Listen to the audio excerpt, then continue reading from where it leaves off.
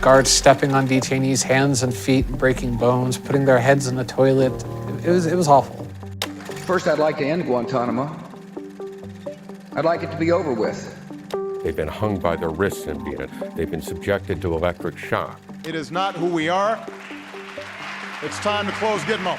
We have 30,000 beds in Guantanamo to detain the worst criminal illegal aliens. Guantanamo Bay. For years, presidents vowed to close it. Yet, here we are. And now, Donald Trump is using it as his latest weapon in his immigration crackdown. In doing so, he's reopening a shameful chapter from the past. So, what do we really know about this site, and why has it remained so controversial? Guantanamo Bay has long been a symbol of torture, facing years of scrutiny and reports of inhumane conditions, including physical and psychological abuse. But for Trump, the controversies of the past don't seem to matter. I watched President Obama talking about Gitmo, right? Guantanamo Bay, which by the way, we are keeping open. Trump had plans to detain up to 30,000 immigrants at Guantanamo, despite the facility being able to hold a tiny fraction of that. Regardless, Trump's administration had already begun moving forward with the plan, sending those it considered high risk. But with legal challenges mounting, the future of those plans is now unclear. And while never on this scale, it wouldn't be the first time migrants have been held there. Established in 1903, Guantanamo Bay, also known as Gitmo, is the U.S.'s oldest overseas naval station. Its remote location, beyond U.S. and Cuban jurisdiction, made it an ideal place to keep things out of sight, out of mind.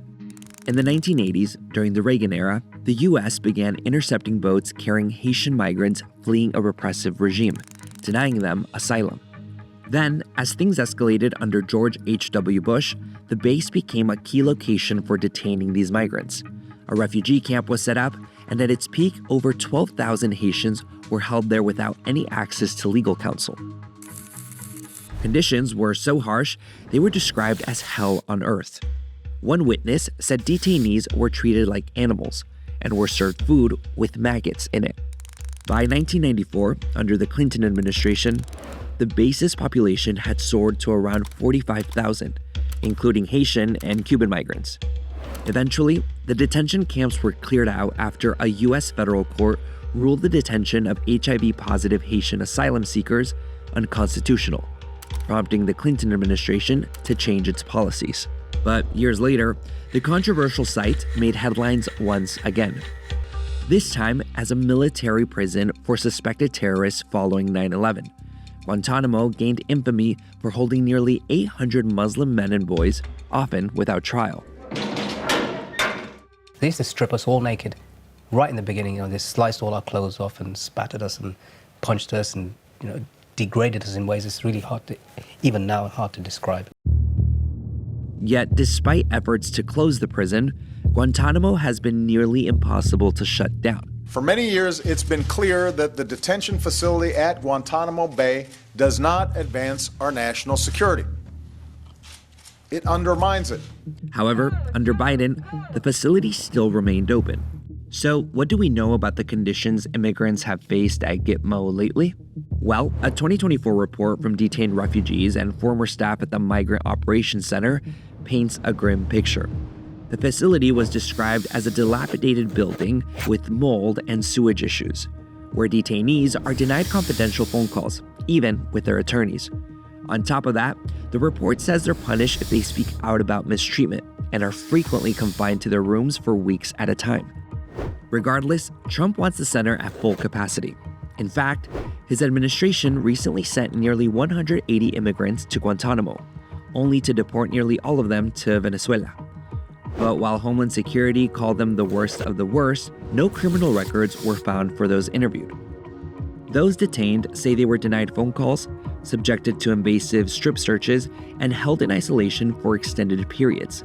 Testimonies that echo those from the past. The immigrants being detained have only committed civil violations, yet they describe being watched by military guards. This raises serious concerns for legal groups, who point out that these immigrants are not accused of alleged war crimes like the 9/11 detainees, and military personnel aren't supposed to enforce civilian laws, including immigration. So, as Trump pushes forward with his directive to deport the highest number of immigrants in history and blurs the line between immigration and military enforcement, the real question isn't just about policy. It's about power. By treating immigrants as criminals and terrorists, even those without histories of violent crime, his administration could be reshaping how America views immigration. And history has shown us where this road leads. We need to prevent it from happening again. Are we going to accept that to happen to us?